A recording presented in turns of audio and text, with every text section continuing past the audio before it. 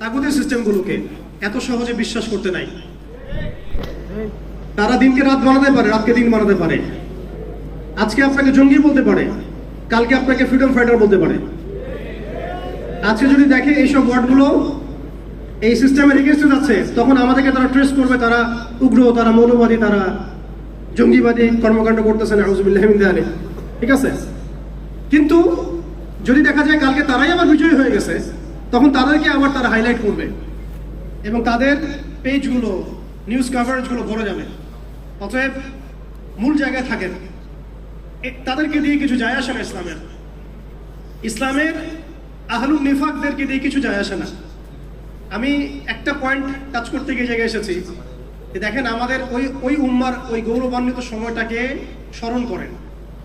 আমরা কোথায় ছিলাম এবং এখন কোথায় আছি, মাঝখানের এই রাস্তাটাতে ওরা আমাদেরকে কিভাবে ডমিনেট করলো, কোন কোন জায়গায় তারা আমাদেরকে মারলো। তারা কিন্তু আমাদেরকে ভাতে মারলো, অর্থনীতির মধ্যে মারলো, রাজনীতির মধ্যে মারলো, সংস্কৃতির মধ্যে মারলো, তরুণ প্রজন্মের মধ্যে মারলো। তারা আমাদেরকে কিন্তু বেপরদামি দিয়ে মারলো, পর্নোগ্রাফি দিয়ে মারলো, মিডিয়া দিয়ে মারলো, প্রযুক্তি দিয়ে মারলো। প্রযুক্তির কথাটা না বললেই না, সিস্টেম এমনভাবে তারা আপডেট করেছে যে একটা জায়গায় সামরিক অভিযানের প্রয়োজন নাই তাদের। এখন এআই টেকনোলজি দিয়ে তারা ঘরে বসে কিবোর্ডের ক্লিকের মধ্য দিয়ে আমাকে এখানে শুট করতে পারে। এখন রাইট নাও আমরা কিছু করতে পারবো না এবং আমাদের কোনো প্রতিরক্ষা ব্যবস্থা নাই। আপনি কোথায় বসে আছেন ওইখানে আপনাকে শুট করা সম্ভব। প্রযুক্তি এমন জায়গায় নিয়ে গেছে তারা। আপনি মুসলিম কান্ট্রিগুলোর অবস্থা দেখেন। আমরা বাংলার জমিনে দিনকে আমি কথা বলছি, বাংলার জমিনে ল্যাকিংসগুলো আপনি ফাইন্ড আউট করেন। আমাদের কি আকাশ নিরাপদ, সমুদ্র কি নিরাপদ, আমাদের কি মিসাইল আছে, ক্ষেপণাস্ত্র ব্যবস্থা আছে, আকাশ প্রতিরক্ষা ব্যবস্থা আছে, আমাদের কি এরকম প্রযুক্তি আছে, আমাদের কি ইমানদার এমন মিলিটারি বাহিনী আছে কিনা? অনেক বিষয় আছে যেগুলো নিয়ে আমাদেরকে ভাবতে হবে। নাই, এটা হতাশার কোনো কারণ না। এবং আমাদের সবকিছুই লাগবে, জরুরিও না, এটাও মাথা দিচ্ছি। নাই, অনেক কিছুই নাই, এটা হতাশার কোনো ব্যাপার না। এবং অনেক কিছু যে নাই, এটা আমাদের ভীরুতারও কোনো সুযোগ এখানে রাখার দরকার নেই। নাই, ঠিক আছে, যতটা সম্ভব আমরা অর্জন করার চেষ্টা করবো ইনশাল্লাহ। কিন্তু যদি নাও হয় 100%, তবুও আমাদের ভয় পাওয়ার কোনো কারণ নাই। কারণ আমাদের সাহায্য আসবে আল্লাহর পক্ষ থেকে, আমাদের সাহায্য আসবে আল্লাহর পক্ষ থেকে ইনশাআল্লাহ। এবং আপনারা এই একটা জানেন যে কাম মিন ফিআতিন কালিলাতিন গালাবাত ফিআতান কাসীরাতান বিইذنিল্লাহ।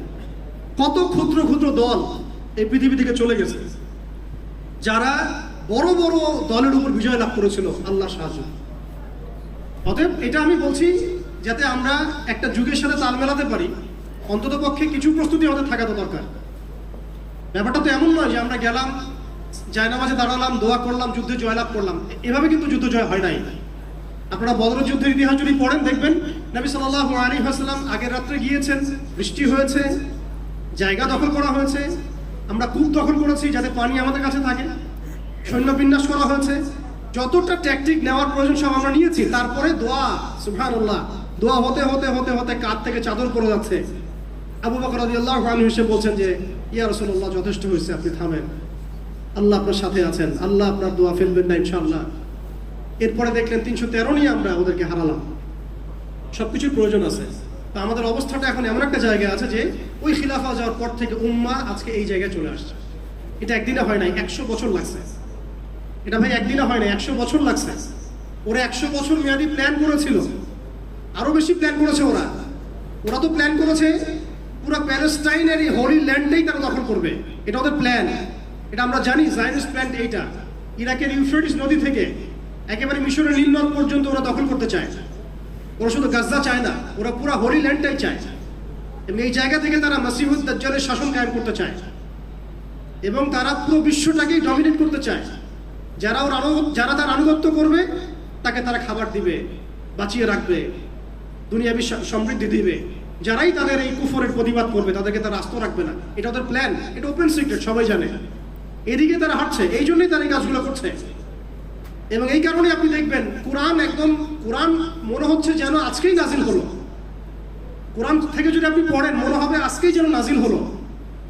আল্লাহ পাক বলেছেন, ইয়া আইয়ুহাল্লাযীনা আমানু লা তাত্তাখিযুল ইয়াহুদা ওয়ান নাসারা আউলিয়া। হে মুমিনগণ, তোমরা ইহুদি এবং নাসারাদেরকে বন্ধুরূপে গ্রহণ করো না। বা'দুহুম আউলিয়াউ বা'দ, এরা একে অপরের বন্ধু। তারা আজকে মিলেমিশে সারা বিশ্বে কি করতেছে দেখেন। বা'দুহুম আউলিয়াউ বা'দ, আল্লাহ আমাদেরকে আগেই বলেছিলেন। আল্লাহ পাক আরো সতর্ক করেছেন, ওয়া মান ইয়াতাওয়াল্লাহুম মিনকুম ফাইন্নাহু মিনহুম, তোমাদের মধ্যে কেউ যদি ওদের সাথে হাত মিলাও, ওদের দিকে মুখ ফিরাও, তোমরা তাদের অন্তর্ভুক্ত। আজকে দেখেন পুরো আরবের মধ্যে কারা ওদের দিকে মুখ ফিরাইছে, পুরো বিশ্বে কারা ওদের দিকে মুখ ফিরাই নিছে। প্রত্যেকটা সেকুলার রাষ্ট্রের শাসক ওদের দিকে মুখ ফিরাইছে, প্রত্যেকটা ডেমোক্রেটিক কান্ট্রির শাসক দেখেন আজকে ওদের দিকে মুখ ফিরাইছে। আপনি এইসব তন্ত্রমন্ত্রগুলোর কথা আগে যেগুলো বললাম, এগুলোর দ্বারা যারা শাসিত হচ্ছে তারা কেউই ওদের থেকে বিচ্ছিন্ন নয়, বরং তারা ওদের অংশ, এবং তারা ওদের পারপাস সার্ভ করতেছে ওই অঞ্চলে। দাজ্জাল কি আসলে? সে তো একটা ব্যক্তি হবে, কিন্তু দেখেন ওর সিস্টেম কিন্তু অলরেডি ডেভেলপ করে ফেলছে। সে কি প্রত্যেকটা জায়গায় পায়ে হেঁটে হেঁটে গিয়ে শাসন করবে? আপনাদের তাই মনে হয়? সে প্রত্যেকটা জায়গায় তার এজেন্টদেরকে বসাবে, এটাই বাস্তব। উমর রাদিয়াল্লাহু আনহু মদিনা থেকে পুরো বিশ্ব শাসন করেছেন, তিনি কি প্রত্যেকটা জায়গায় পায়ে হেঁটে হেঁটে গিয়েছেন? এটা কি পসিবল? ইসলামের প্রতিনিধি ছিল, সাহাবায়ে কেরাম বিভিন্ন জায়গায় ছিলেন তার পক্ষ থেকে। মাসিহুদ দাজ্জাল অনেকটা সেম কাজ করতে পারে। দেখুন, খেয়াল করে সে তার অনুসারীদেরকে সব জায়গায় বসিয়ে দিয়েছে, সবাই তার ভাষায় কথা বলছে। বিবিসি, CNN তারা যে ভাষাগুলো চয়ন করে সেই ভাষায় আমাদের রিপোর্ট করা হয়। ওরা যে মিডিয়াগুলো, FBI, ওরা যে রিপোর্টগুলো প্রদান করে, ওই রিপোর্টের আলোকে আমাদের এখানে প্রশাসনিক বাহিনী কাজ করে। তারা যেভাবে ফাংশন করে সেইভাবে কাজ করা হয়। পুরো বিশ্বটা যেন একটা সিস্টেমের মধ্যে নিয়ে আসা হয়েছে। এটাই হচ্ছে একটা দাজ্জালীয় ওয়ার্ল্ড অর্ডার। এই ওয়ার্ল্ড অর্ডারটাই তারা ফাংশন করেছিল আমাদের খেলাফতটাকে অ্যাবলিশ করার পর।